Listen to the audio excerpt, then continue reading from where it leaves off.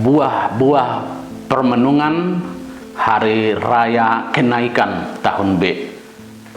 Bacaan pertama dari Kisah Para Rasul bab 1 ayat 1 sampai 11. Bacaan kedua surat Rasul Paulus kepada umat di Efesus bab 4 ayat 1 sampai 13. Injil dari Markus bab 16 ayat 15 sampai 20. Bacaan pertama dari Kisah Para Rasul menyampaikan perihal pesan Kristus yang bangkit kepada murid-muridnya agar mereka menjadi saksi di Yerusalem, di seluruh Yudea, di Samaria, dan di ujung bumi. Kesaksian para murid harus terjadi di mana-mana. Perpisahan Kristus bukan menjadi titik akhir, tetapi menjadi permulaan gereja menjadi saksi. Gereja dimulai untuk menjadi saksi. Berkat kuasa Roh Kudus, gereja pasti sanggup bersaksi. Oleh karena itu, setiap orang harus menjadi saksi atas nama gereja, atau bagian dari gereja harus senantiasa menunjukkan dirinya sebagai saksi. Bacaan kedua diambil dari surat Rasul Paulus kepada umat di Efesus. Paulus yang berada di penjara mengharapkan agar gereja itu tidak terpecah-pecah. Paulus mengingatkan jemaat akan dasar iman mereka, satu tubuh dan satu roh. Berkat iman, umat harus tetap menunjukkan kesatuan tanpa perlu membeda-bedakan. Melalui kesatuan iman, umat harus semakin bertambah dan semakin sempurna.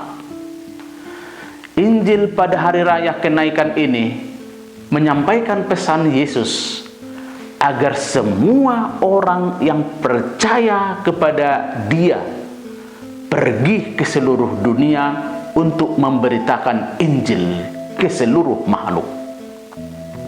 Yang menjadi perutusan gereja ialah mewartakan Injil dan membaptis. Yesus memberikan kuasa kepada semua orang yang percaya kepada Dia. Kenaikan Tuhan ke surga yang disaksikan oleh para rasul menunjukkan kemuliaan Yesus bersama Bapa di surga. Satu ide yang bisa dikembangkan melalui bacaan-bacaan pada hari raya kenaikan ini ialah jadilah saksi Kristus di mana-mana.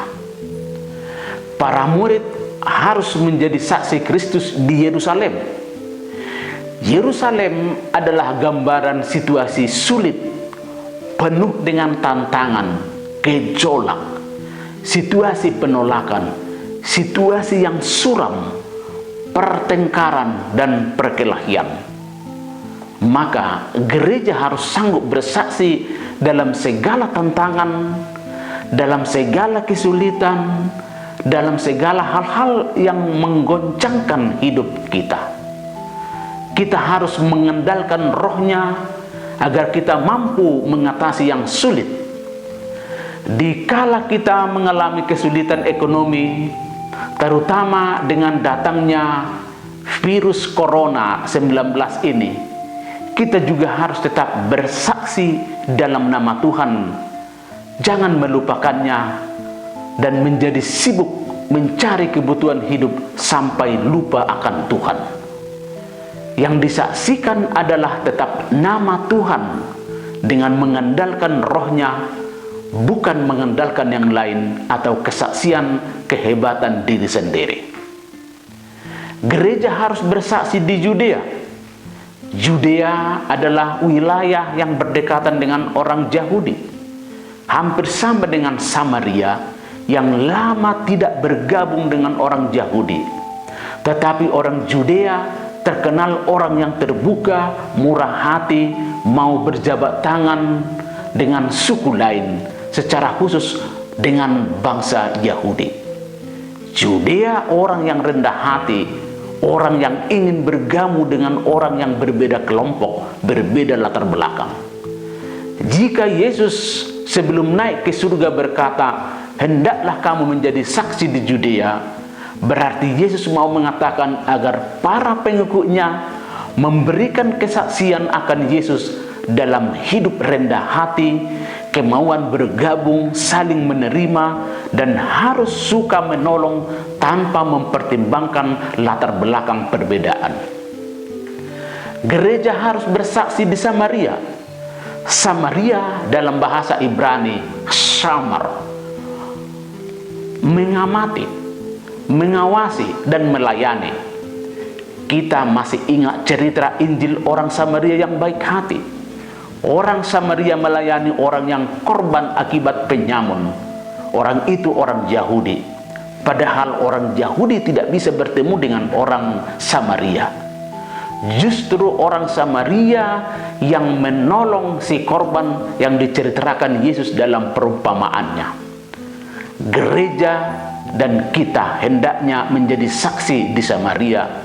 Berarti bersaksi dalam pelayanan, dalam kepedulian, saling memperhatikan, saling membantu, saling memberi pertolongan tanpa dibatasi oleh kesukuan, ras, dan perbedaan-perbedaan yang lain.